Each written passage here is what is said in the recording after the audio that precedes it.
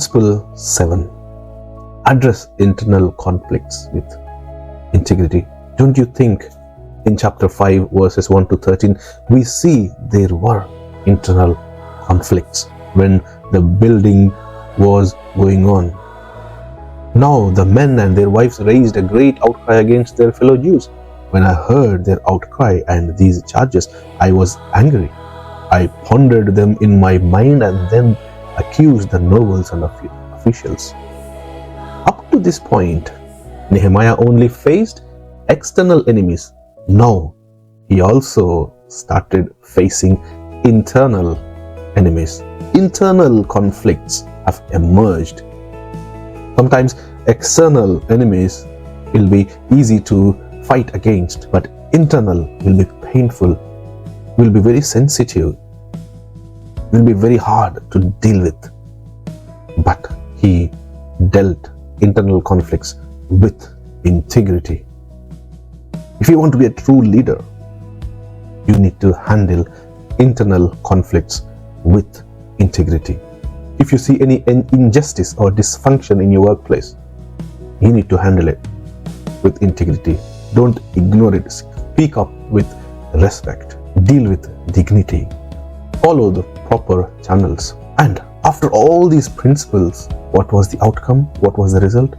52 days of supernatural success. When the enemies heard that these people have rebuilt the walls of Jerusalem in 52 days, not even 2 months, they were shocked, they were petrified, they were threatened, they were scared.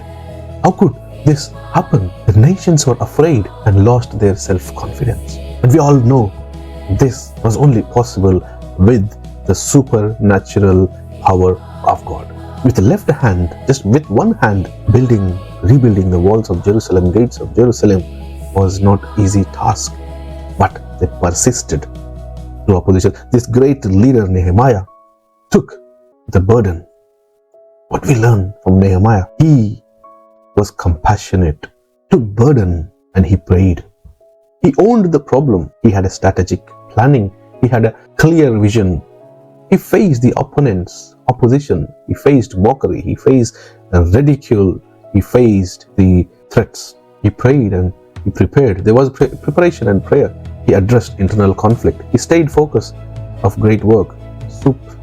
All these principles at its disposal gave them a supernatural completion. Dear friends, remember this Nehemiah's secret.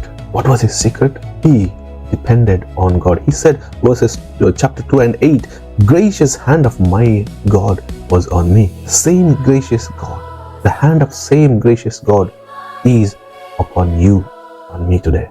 We can follow this 2,500-year-old ancient success manual, survival manual, strategic plan. There may be walls breaking in your workplace, the walls of mental health, the walls of emotional health, the walls of physical health, the walls of relationships, the walls of other feelings, people's criticisms. The walls can be anything.